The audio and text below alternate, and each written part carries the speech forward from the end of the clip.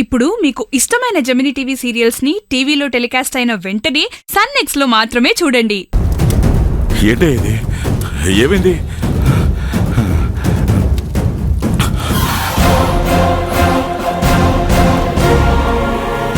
Sir 4 రోజులైంది sir car servicing ఇచ్చి. అసలు ఎలా ఫైర్ అయిందో అర్థం కావట్లేదు సార్.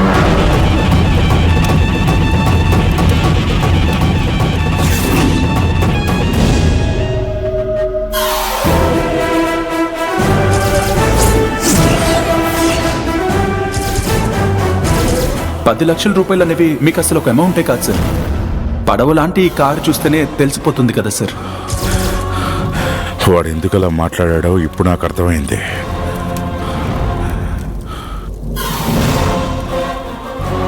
ఈ కారు ఎప్పటికీ నాకు కనపడకూడదు. ఇంటికి ఫోన్ చేసి వేరే కారు పంపమని చెప్పు. Okay sir.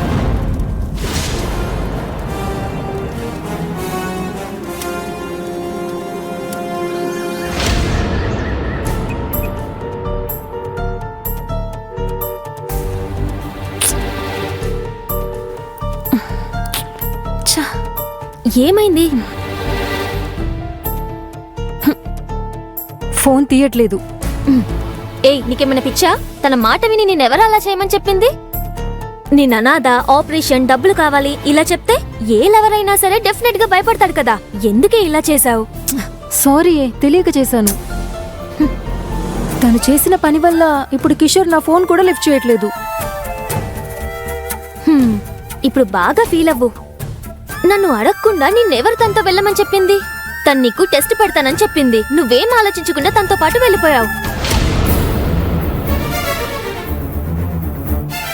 ఇదంతా తను కావాలనే చేసింది. ఏంటి నువ్వు చెప్పేది? అవును, ఈ ఇంట్లో తను చేసేదే చట్టం. తను చెప్పేదే ఇంట్లో అందరూ వినాలి. దీనికంతటికి కారణం ఎవరో తెలుసా? ఎవరు? వేరే ఇంకెవరు, ఆ దేవరాజ్ మావయ్య గారే.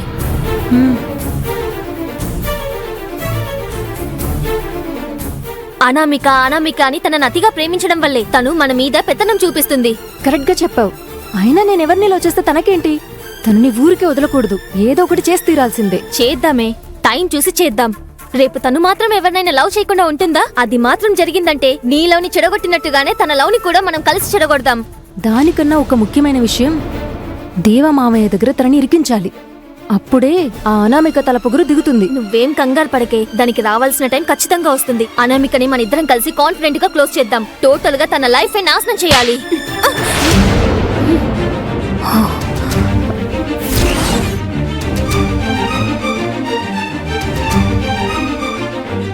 ఎంత ధైర్యం ఉంటే అనామిక గురించి నోటికొచ్చినట్టు మాట్లాడతారు. ఇది మాత్రం ఒకవేళ మా అన్నయ్యకి తెలుసుంటే ఏమై ఉండేదో తెలుసా?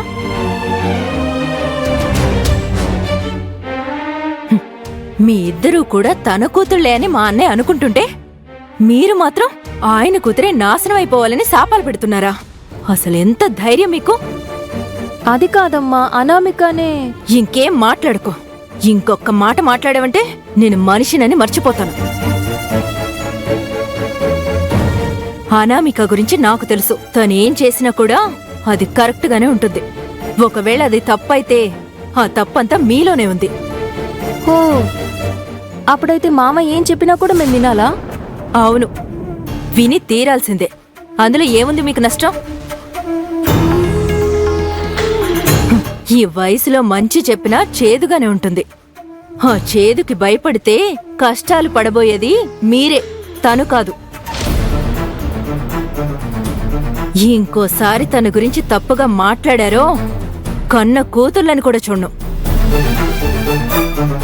మహా మేధావులైన మీ ఇద్దరికి నేను చెప్పింది అర్థమైందా లేదా?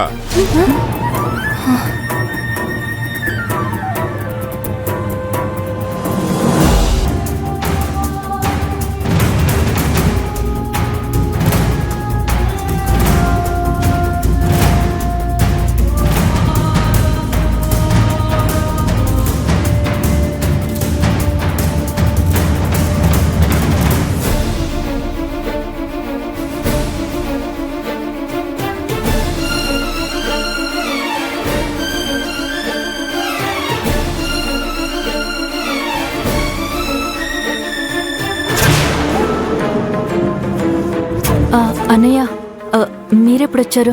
ఇప్పుడే వచ్చాను. ఎందుకు నువ్వు పిల్లల్ని తిడుతున్నావు? ఆ, అది అడిగేది నిన్నేనమ్మా, చెప్పు. ఆ, అదేంటంటే అన్నయ్య, అదేమీ లేదు. ఆ, వీళ్ళిద్దరికీ స్టడీస్లో సరైన ఇంప్రూవ్మెంటే లేదన్నయ్య, అందుకే కోపడుతున్నాను. అలాగని ఇలాగన్నా కోపాడేది? కోపడి అరిస్తే మాత్రం తప్పు తెలుసుకుని వాళ్ళు మారిపోతారా? చెప్పాల్సిన విధంగా చెప్తేనే పిల్లలు మనం చెప్పేది వింటారమ్మా. అది తెలుసుకోకుండా వయసుకొచ్చిన ఆడపిల్లల్ని ఇలాగ తిట్టేది. కవిత, ఇలా రామ్మా.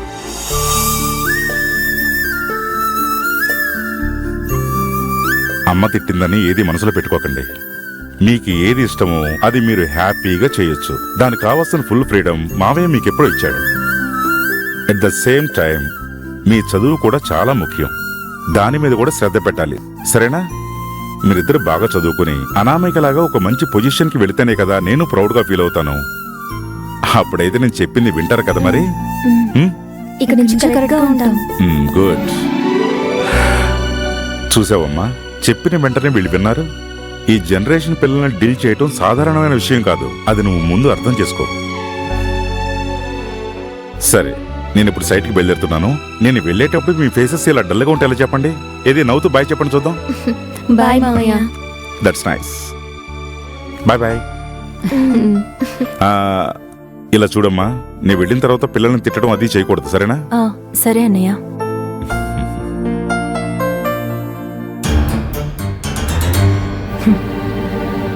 చూసారా, దేవా అన్నయ్యకి మీ ఇద్దరి మీద ఎంత ప్రేముందో. ఇంకోసారి ఈ విధంగా తప్పుగా మాట్లాడారో ఇద్దరిని ఏం చేస్తానో కూడా తెలీదు.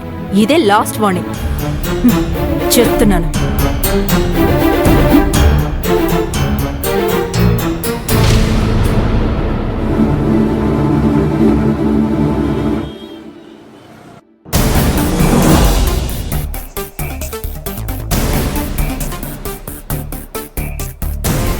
ఏంటి అశోక్, కొత్తగా చూస్తున్నట్టు చూస్తున్నావు? ఏం లేదు బాస్, ఈ మధ్య మీరు చేస్తుంది చూస్తుంటే నాకేం అర్థం కావడం లేదు బాస్. అదేంటి? ఏంటంటే ఆ దేవరాజ్ కట్టుకున్న భార్యకు మాత్రమే కమిటెడ్ గా ఉండే పర్సన్, కానీ మీరేంటంటే కానీ నేను అది బాస్, మీరు కంటికి కనిపించే ప్రతి అమ్మాయిని కమిట్మెంట్ కొప్పించి ఎంజాయ్ చేసే టైప్. అలాంటి మీరు ఆయన్ని రోల్ మోడల్ అది ఇది అని చెప్తున్నారు. అదే బాస్. అదంతా ఒక క్యాలిక్యులేషన్ అశోక్. ఏంటా క్యాలిక్యులేషన్ బాస్? Simple logic. అబ్బాయిలందరికి కూడా అమ్మ అంటే ఇష్టం, అమ్మాయిలందరికీ నాన్నంటే ఇష్టం. అనామిక ముందు వాళ్ళ డాడీని నేను గొప్పగా పొగిడితే అప్పుడు తను ఎవరిని ఇష్టపడుతుంది? ఖచ్చితంగా మిమ్మల్ని బాస్. అందుకే అలా చేశాను. ఓ, దేవరాజ్కి పట్టిన అభినందపు మాలే రేపు అనామిక నా మెళ్ళ వేయబోయే కళ్యాణమాల. ఇప్పుడు చూడు, రేపటి నుంచి నేను ఏం చెప్పినా కూడా అనామిక నో అని చెప్పే అవకాశమే లేదు. Excuse me Rishi. Hi Anamika, please come in. ఏంటిది? What is this? స్వీట్. ఎందుకు? సాలరీ వచ్చింది కదా, అందుకే. Thank you.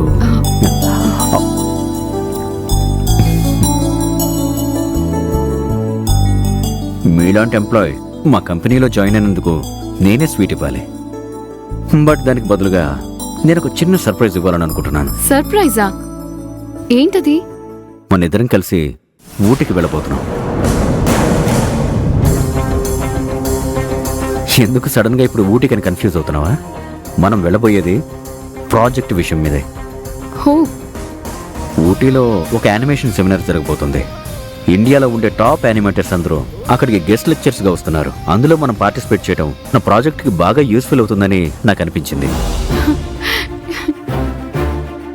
అందుకే నిన్ను అడగకుండానే ఆన్లైన్లో అందులో పార్టిసిపేట్ చేయడానికి అప్లై చేశాను.